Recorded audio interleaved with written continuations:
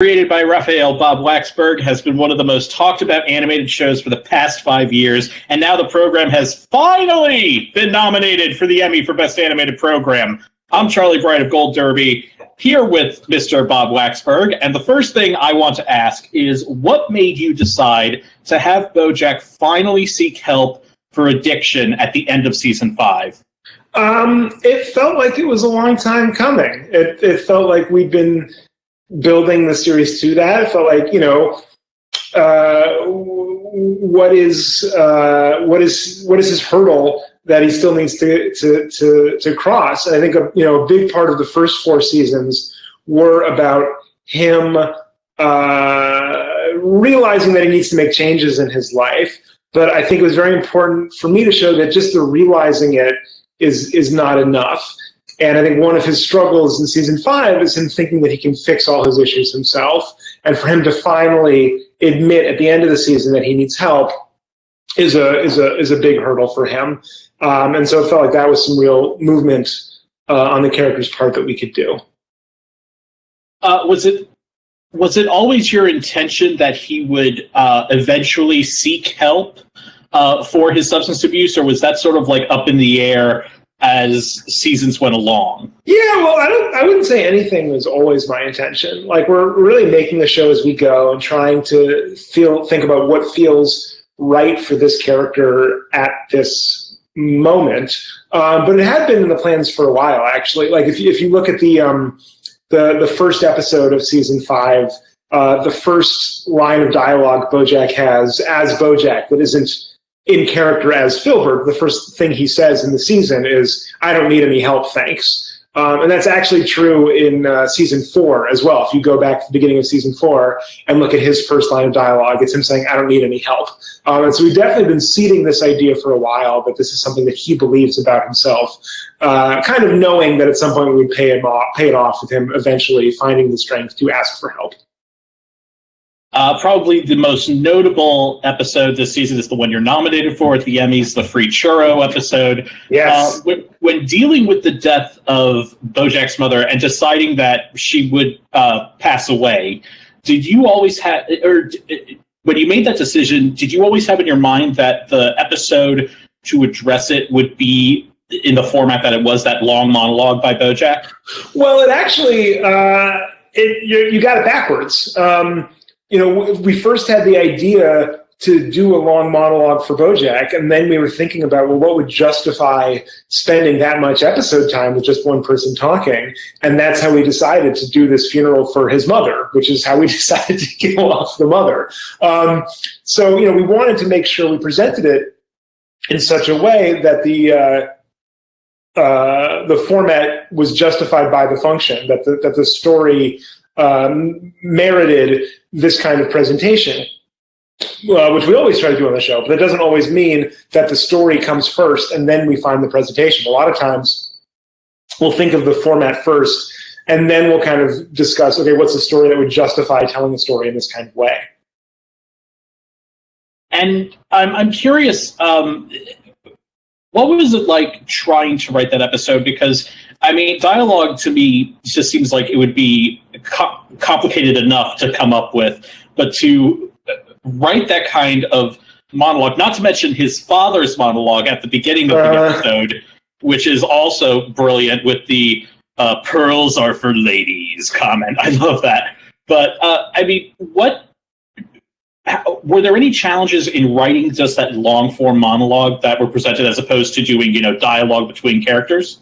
Oh, yeah, it was quite a challenge. I mean, it was a very different style of writing than we'd done on the show, or that I had done personally. At first we tried to break it out like a normal episode of BoJack and think about, okay, what is the story we're telling here? Let's talk broadly about how we want to tell the story, knowing that it's going to be in the format of BoJack just talking for 25 minutes. We actually watched an old episode of Maude that was all one monologue, which we then referenced in the episode, where she tells this story. And that episode is her talking to a therapist. But it was really evident watching that episode as a TV writer how they structured it out. And you can tell, oh, there's an A story and a B story and a C story happening here. It's just all her talking, but you can see when she's shifting from like, okay, this is the kind of the home base we keep coming back to, and then she'll kind of go off on these tangents. So that was really helpful and really instructive as far as the structure of it. So when we were talking about this episode, we thought, okay, well, let's make sure this is a strong A story as well. And so the A story of this episode is BoJack grappling with this question of what does his mother mean when she said, "I see you," right when she was dying. And so that's kind of our home base that we keep coming back to. But meanwhile, he can go off on these other tangents and kind of explore these other ideas and talk about this other stuff, and to kind of think of it in that way that we would structure an episode of like A story, B story, right? And the other thing is, what does the script look like? What is the proper amount of pages to make it, make a monologue be 25 minutes? Most of our scripts are usually about 40 pages, which is pretty long for a half-hour comedy, but we tighten it down and cut it down, and the actors talk very quickly. But I knew if I'd written 40 pages in a monologue form, that would not be, you wouldn't be able to cut that down. It would be way too long. So I started thinking about word count, and I'd actually been writing a book of short stories, which just came out this last June. And I'd done a reading where I'd had different actors read some of my short stories. And so I had a sense from that of like, okay, what does about 25 minutes of one person talking look like on the page? And so I actually wrote out this monologue at first like it was a story just in Microsoft Word. And then when I felt like I had enough words and it was like the proper length, I read it aloud just to myself to make sure it was not too long and not too short. And then I converted it into script format. And then we punched it up as The Room, and then we brought in Will Arnett for the table read, and he was incredible just by himself doing this cold reading of this episode. And that's when we knew, like, okay, we got something special here. This is working. Do you have a personal favorite moment from that episode? Like where when you look at that episode and there's like a single moment where you go, yeah, I really like that moment. That's a great question. I mean, I think a lot of my favorite moments are actually come from Will and his performance in it. Because that's where I get surprised, right? Because I wrote the script, so not a lot of it surprises me. But there are moments where BoJack says, like, "You're my mother, all I had was you," which on the page I think could be read as very maudlin and very overly sentimental. But he does it in this very vulnerable way that doesn't feel cynical. Like he's not commenting on it. Like he's really playing it truthfully, and it really moves me and surprises me. And I love that moment. There's a moment where he's talking about people that he's known who have died. And he says, it was created by this guy, Herb Kazaz, who's dead now, and it starred this little girl, Sarah Lynn, and then there's this pause where you can tell that he's thinking she's dead too, but he can't say it. And the way Will played that moment leading up to the pause, then kind of played him picking himself up again after the pause, I think is really powerful. So those are, I think, my favorite moments. To veer off into the more general direction again, almost as notable as the guests that you have on the show who play different characters are the guests that have played versions of themselves. Notice I didn't say themselves, I said versions. Right, very important distinction. Like Laura Linney, Zach Braff, Felicity Huffman, Sir Mix-a-Lot, Jessica Biel, and of course, Margot Martindale. Yes. Do you have a personal favorite of all the people who have guested as a version of themselves? I don't know if it's fair for me to pick a favorite, but Margot Martindale certainly holds a special place in my heart because she was the first. So now, when we go out to actors to play themselves, at this point, most of them have heard of the show. But in season 1 and season 2, when we weren't that popular, we would send out a list of like, here are all the actresses who've done it before. So, certainly having Naomi Watts on that list very early, helped us out. But to be able to show a reel of like, look at these actors making fools out of themselves, you can do it too. And Margot has always been so generous and so enthusiastic and such a delight to write for and work with. And so she'll always be like the original actor who played themselves, right? She started in episode 4. in episode 3, we had a story about Andrew Garfield. We went out to Andrew Garfield, and he said no. And so I thought, oh, okay, I guess this is just going to be, like South Park. We just do impersonations of any celebrities we want. And then episode 4, we went out to Margot Martindale, and she said yes. And so that's kind of set the standard from then on. Like, no, let's really try to get the people. Another thing that the show is so known for are the different types of gags that the show will have. And I think it has probably the most comprehensive set of gags since The Simpsons, in terms of, visual gags, in terms of, especially signs that you have on the show, especially when you do flashbacks, wordplay, alliteration, all of this sort of stuff. Do you have a personal favorite that really makes you chuckle whenever you see them, or a type of gag? Like a background gag or an animal gag? Yeah. I don't know if I could pick a favorite. I really enjoy so many of them, and the pleasure for me too is that's a department that I am not as involved in the writing of the show. Is that we write these scripts, and then the storyboard artists kind of have free reign to stage the scenes. The background designers have free reign to design the backgrounds. And the rule of thumb is always that the story has to come first, and you can't put in gags that distract from the story that's happening. But if you can put in a gag that adds to what's happening, that's great. Or if you put in a gag that's its totally own thing, but doesn't pull focus in the wrong way, that's great too. And so it's such a joy for me to collaborate with these incredible artists and to see the brilliant stuff they come up with. And I think it also rewards repeat viewings, which I think is really great for our show. That when you're watching it, I'm not going to catch everything the first time. I got to watch it again. And I think there's so much in there that I think you can watch it 4, 5, 6 times, the whole series, and you catch new stuff every time. And I think that's great because of the background gags, but I also think there's a lot of nuance in the characterization and callbacks and emotional layers that maybe you wouldn't catch the first time, but on second viewing, you go, oh, this thing she's saying here in episode 9 relates back to that thing from 2 seasons ago that this other character said. And so I think the background gags really kind of help fuel that idea of rewatchability. And I think that rewatchability then helps the show feel deeper and richer.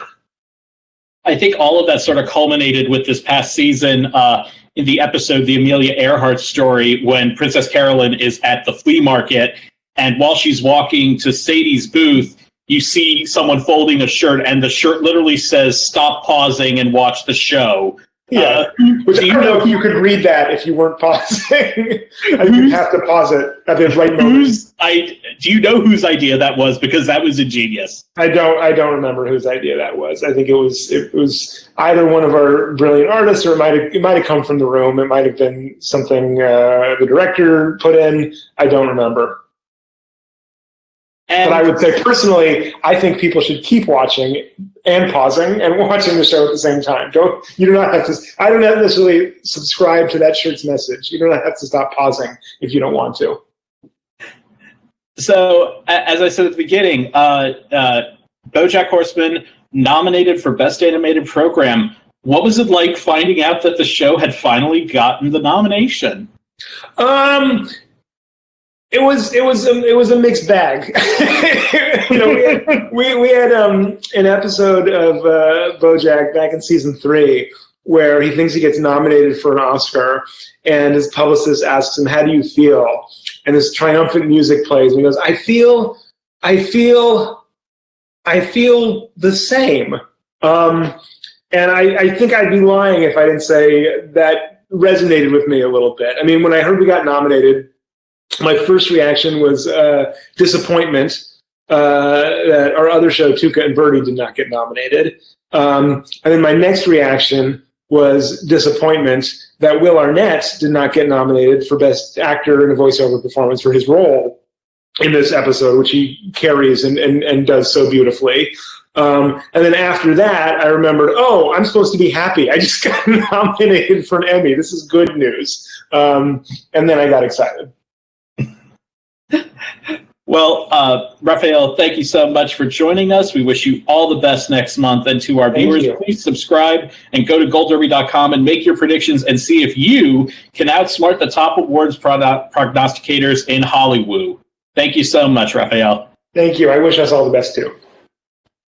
All right, that's great. I just have to say, I had the same reaction because when I was viewing the nominees, the day of the nominations, I saw that the voiceover category before the animated program category, and when I saw Will Arnett wasn't in there, and I actually wrote an article a couple months ago highlighting 5 voiceover performances who I think should have been nominated, and none of them were in there. I had Will Arnett. I had 2 from Big Mouth. I had David Thewlis and Maya Rudolph from Big Mouth. And when none of them were nominated, I'm like, okay, this is just going to be the same, Bob's Burgers, The Simpsons, South Park, and something else. That's going to be what's nominated. And then I got to the animated program category, and the 1-2 of you guys and Big Mouth. It was a nice surprise. That was really nice. I think you stand. I think you have a legitimate shot at it. Thank you. I think so too. we'll see. Well, I mean, with the animated program category, you never can tell. Sometimes I remember there was this one year Penguins of Madagascar one, and it was literally the worst of the 5. And I was just like, how? So I mean, it's such a small group that is voting on that category. And the things that I guess I should say we, because I think I'm in that group, but the things that we like are so esoteric and specific to what we happen to like at that moment. So it could be as much as like, oh, I have friends who work on Penguins of Madagascar, I'm going to vote for them. That could be enough to push you over one year. And it's a little bit scary because I don't know what, I've kind of made peace with the fact that I think we made a great show. Everything else is gravy, right? So that's good. So if we win, we don't win, whatever. But I think there's also something kind of fun about there does seem to be a lot of turnover in that category. It's not just 30 years of Simpsons, right? It's every year there's a new winner. And so, it could be us, or it could be Adventure Time, or it could be Big Mouth. Who knows? Yeah, I think actually your 2 strongest competitors are Adventure Time and Big Mouth. Bob's Burgers is sort of just there as but I don't think they submitted a good episode. But who knows? I know, that's the thing. You never know. You never know. But I do think that it's just a fantastic achievement for you guys, and I'm especially after last year when Rick and Morty won, because as much as I wanted that to happen, I never could bring myself to actually predict it because I was like, I'm going to be getting my hopes up. Right. And then when they actually won for an episode I don't know if you watch Rick and Morty. Oh yeah, sure. It's a weird episode. Yeah, Pickle Rick, of all the episodes to win for, that's the one. I was just like, okay, there's something going on here where it's one of those things where maybe the nomination is the biggest hurdle. Right. And then, we'll see. And I'm loving the BoJack Twitter feed. Oh, yeah, great. I just saw that the fans submitted for your consideration stuff. I'm loving that. That's great. Well, thank you so much. I appreciate it. If I could just ask one last question, and I'm sure you get this asked a lot. Usually the new seasons will come out in it's been July, August, or September. Yeah. Is there something holding up the new season? Are you still in the process of writing it, or? We're not also writing it. We're making it.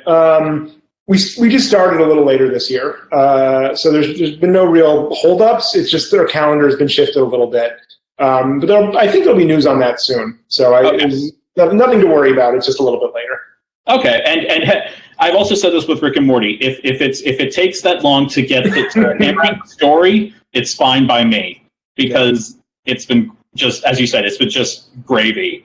And I loved your thing on Twitter about the Darkwing Duck that murdered people. Thank you. That was fantastic. Right. Well, listen, thank you so much. I will let you get on with your day. I wish you all the best, and I just can't wait for the new season. I hope you like it. Take care. All right, take care. Bye.